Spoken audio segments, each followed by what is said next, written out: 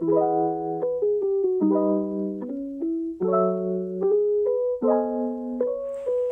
araw, mabuhay! Psychologist Paul Ekman identified the 6 basic emotions, hence the main character from the Disney animated film Inside Out, comprising of happiness or joy, sadness, fear, disgust, anger, and surprise, which unfortunately was not in the said film. Psychologist Nico Friha then classified emotions into 2 types, basic emotions and cognitive emotions. Basic emotions, which is felt by all. What I meant is, these emotions in this category is inherent to all living things. Cognitive emotions, on the other hand, are a set of emotions which are a result of experience and are not naturally felt. Psychologist Robert Plutchik then identified more emotions. There, what he put forth what he called wheel of emotions.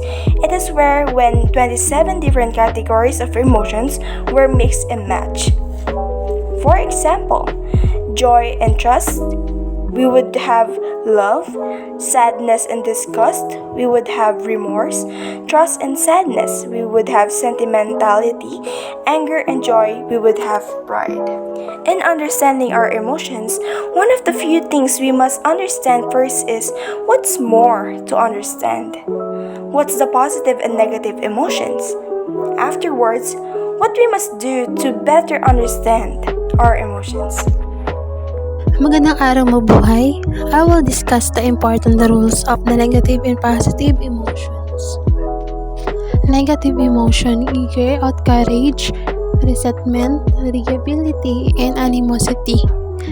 Next, sadness, grief, gloom, melancholy, and despair. Next, fear, intensity, restlessness, dread, and concern. Next, disgust, contempt, revulsion, and disdain. Negative emotion can be described as any feeling which causes you to be miserable and sad. These emotions make you dislike yourself and other and reduce your confidence and self-esteem to general life satisfaction. Positive emotion, enjoyment, happiness, joy, and euphoria. Love, trust, acceptance, adoration, and kindness. Positive surprise, thrill, wonder, and amazement. Focusing on your feeling, you can tone in your emotion in the real time as they happen, or take your stock in the day end. It is self-evident that negative and positive emotion have an essential role in our evolutionary past and under specific conditions in the modern world. However, when the emotions such as anger, sadness, and fear take over the negative impact quality in our life, it may be time to seek help. Now, these are the 4 ways to better understand your emotions. Emotional thinking can lead to short-term decisions that ignore long-term happiness and the achievements of life goals. There are, however, many ways to help your clients gain insight into their emotions, most of which begin by identifying and recognizing them before going on to explore how they make them feel, think, and behave. And the first way to better understand your emotion is recognize emotional thinking. Emotions may be recognized by their impact on our cognitive. First one is jumping to an opinion. Jumping to an opinion means reaching a conclusion without all the information. Second is black and white thinking. Means that at times we can be inflexible and unforgiving, we ignore the shades of gray. The third one is paranoid thinking. When we feel vulnerable, we often become paranoid. The fourth one is catastrophizing. Overreacting fueled by intense emotion. Next is irrational.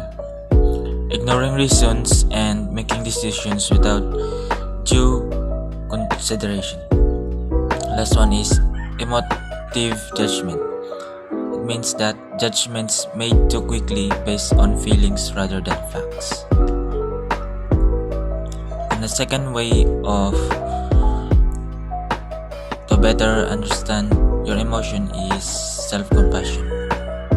We often judge ourselves and others harshly, and yet much of what we go through, the positive and negative emotions, is natural and experienced by everyone.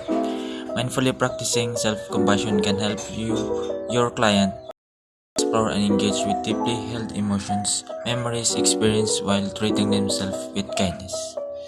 Suggest your clients perform the following step. The first step is to bring to mind one challenge that you would like to focus on, perhaps at work or at home.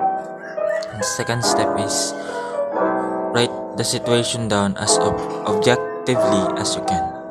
And the third step is mindfully observe any emotions or bodily sensations that arise without engaging with them.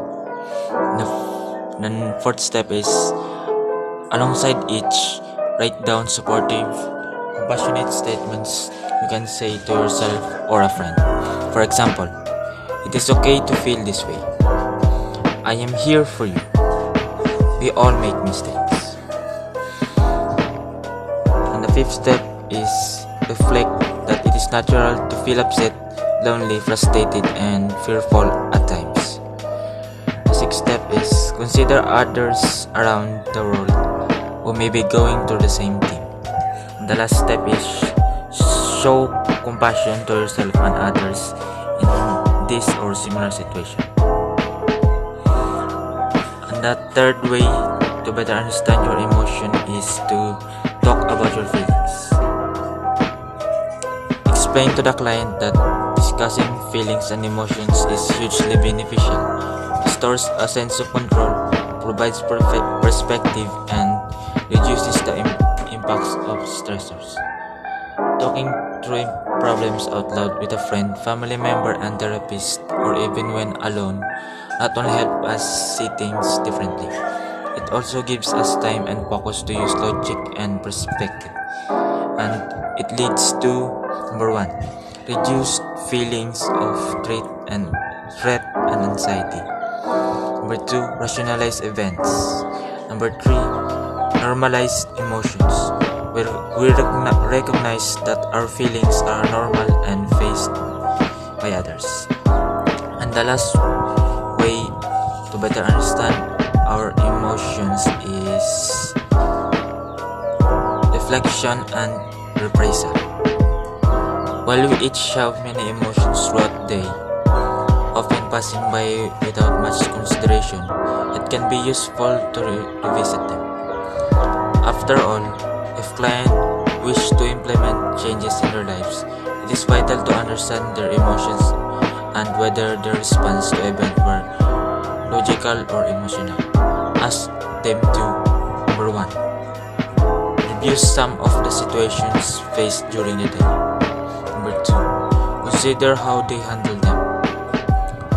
Was your behavior or your response based on emotional or logical thinking? Could you have dealt with the situation better? Number 3, now try putting yourself in someone else's shoes. How would they think you create? And that's all the 4 ways to better understand your emotions.